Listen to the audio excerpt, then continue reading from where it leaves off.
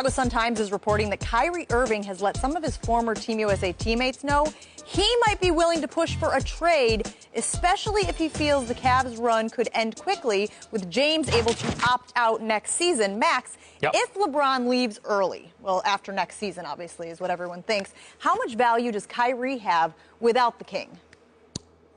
Let me be very clear about this, okay? I don't want anyone to mistake it. Oh, Lord. Kyrie Irving is among the best I've ever seen at doing an extremely difficult thing, scoring the ball, right? Well, that's the name of the game, get the ball in the hoop. He is like all-time elite at finishing in the paint, as Jalen Rose says, under the basket. He's an amazing scoring weapon. One of the reasons, Stephen A., that you and I disagree on Carmelo Anthony's value is because I feel the same way about Carmelo. I'm not diminishing the importance of that skill. That is an amazing thing to be great at, you know? And there are players from Jamal Crawford who are also amazing at that.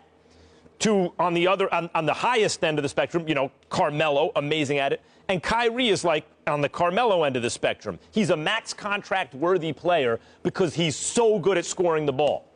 But Stephen A. Smith, even though that's an extremely important thing to do, that's the only thing he does. That's it. And I'm a little down on Kyrie right now. Even as he had those amazing finals games, he's an ISO scorer. Other guys sit around to get cold. They watch him score. He does not play defense, though he is capable of playing defense. I've seen it, but usually chooses not to do it. Let's be honest, a bad defender most of the time. And he's the kind of guy where if you already have an excellent team, he maybe could put you over the top. If I have a championship caliber team, do I want Kyrie Irving? Absolutely. Because I think I can win if his teammates are good enough to get him there, he can put you over the top because he's unstoppable in terms of scoring the ball. But you can't build a team around him. We've already seen it. As a young pro, he was a loser. I don't mean his ability to score. I mean his team. He didn't elevate his teammates. They were no good. The Cavs were straight trash, let's be honest. That's why they picked first in the draft every year. That's why they even had Wiggins to trade for Kevin Love. That's why LeBron was interested in coming back. They were bad for so long and lucked out in the lottery to the point where they had enough talent to make it worth LeBron's while. But what did Kyrie ever do without LeBron? And then we have a decent sample size when LeBron sits, because LeBron has missed games since Kyrie has played with him. Kyrie is sub 500. And by the way, they're in the East. That's a weak conference. And by the way, he has Kevin Love and Tristan Thompson and shooters everywhere you look. And he's sub 500. He can't win even under those circumstances. He is a weapon. He has value in that way. But he is not a franchise cornerstone. He is not a player you build around because that's the only thing he does, and he doesn't make his teammates better. I'm not saying he's incapable of doing it. I'm saying he hasn't done it yet. Are you finished? Because I don't want to be interrupted. Are you finished? Oh, go ahead. There is so much to teach you about the game of basketball. I mean, I just really don't know what to say to you. You know, Kyrie Irving he can't be the best player on a championship team. That's basically what you're saying.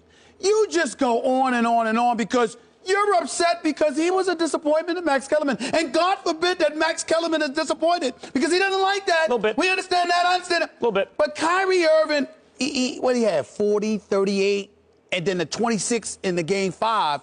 He got injured in the fourth quarter, okay, and he wasn't himself, so that obviously derailed him. He's a scoring machine. I am not knocking any of your analysis in terms of dissecting his individual talent. What I am knocking is the lack of credit you give to his impact and how you're letting others off the hook. I covered a dude by the name of Allen Iverson. Kevin Durant said he was better than Allen Iverson. No, that's not true. But let me tell you something about Allen Iverson. Did you know that Allen Iverson's first year in the NBA, he was 22-60? 22-60 with Johnny Davis as a coach. So what happens? Pat Croce and the Philadelphia 76ers and the late Ed Snyder, God rest his soul, former minority owner for the Philadelphia 76ers along with Comcast, goes out and they get Larry Brown. Larry Brown brings Billy King on board in concert with Pat Croce, with Larry Brown running the show. He said, this is the talent that I have. So guess what I'm going to do? I'm not going to get another shooter because he ain't going to pass him the ball.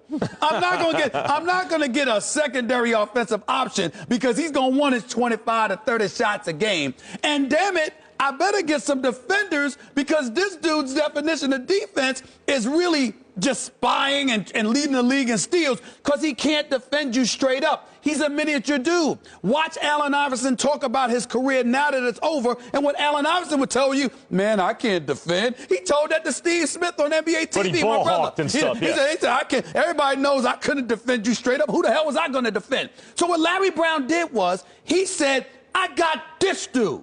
And what I'm going to do is I'm going to get Eric Snow, Aaron McKee, George Lynch, Tyrone Hill, Theo Ratliff, and then after that, Dikembe Mutombo, Aaron McKee, and all of these boys. Because, damn it, they can defend, and they know their job. I'm saying to you, when you have a surreal talent like a Kyrie Irving, you don't poo-poo that. You don't treat Kyrie Irving like he Julio Cesar Chavez, not showing up to fight Canelo Alvarez. Junior. And thank God for Triple G. Thank God for Junior. him. Okay? Because we say Julio Cesar Chavez Jr. Of course I meant Junior. Don't say anything about the father. I would never say something about the great Julio Cesar Chavez. That's right. All right. Don't accuse me of such blasphemy. You show up and throw a hook right to your liver right now. Damn right. What I'm saying to you is you treating Kyrie like he's one of those dudes. No, he is who he is, and it's your obligation as a franchise to look at the greatness of this dude and say, how can we compliment it? Not for Max Kellerman to sit here and act like, oh my Lord, I'm ashamed of this dude.